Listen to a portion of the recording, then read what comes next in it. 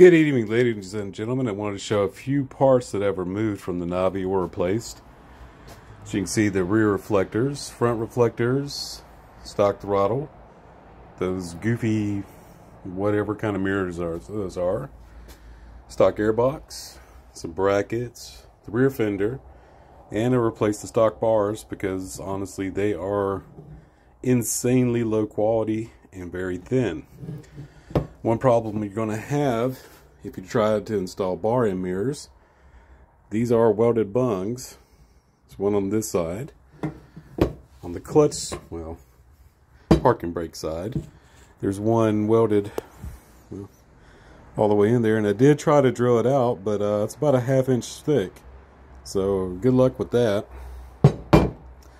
Show you the bike a little bit. Excuse the lighting, it is pitch dark outside. Alright, so like I said, I cut the front reflectors off, painted the angle iron, or flat steel I guess, flat black to blend in. These are Pro Taper bars, they're XR50s. I think they're technically marketed for a CRF50. Much better quality, the fit and finish is much better, much thicker, and they allow you to use bar end mirrors or stops. NCY quick throttle. This made a significant difference in the throttle feel. NCY grip over here. And I'm using the Goji 3-inch lane splitters. Pretty decent mirrors for 20 bucks. They fold away, which helps getting out of the garage. Let's see. Man in the box intake. You probably can barely see it, but can-in breather. That can be had on Amazon for about 15 bucks. Jetted the carb. I went with the 88. I do have an exhaust on the way from Hotlap Japan. At that point, I'll probably jump it up to a 90. Made in Japan, even though it clearly is not. Remove the rear fender. Don't know that that did much other than just kick sand all over everything, but looks better. And like I said, in the tool room, cut the rear reflectors off. I just did that with a Dremel, some blue tape to keep everything nice and straight and clean. Sanded it down, painted it with some flat paint, the entire plate, just so it blend a little better.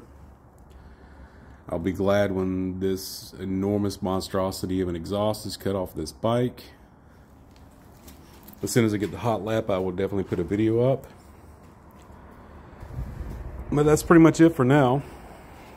I've noticed with the intake and jets, quick throttle and everything, a slight bump in the top speed.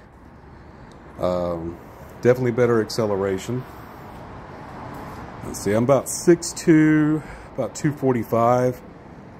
The top speed I could get it to stock was right around 42 to 44 miles per hour.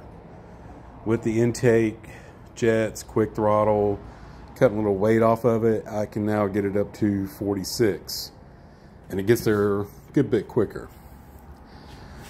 Plans coming up, cutting and painting the front fender, making it a little sportier looking.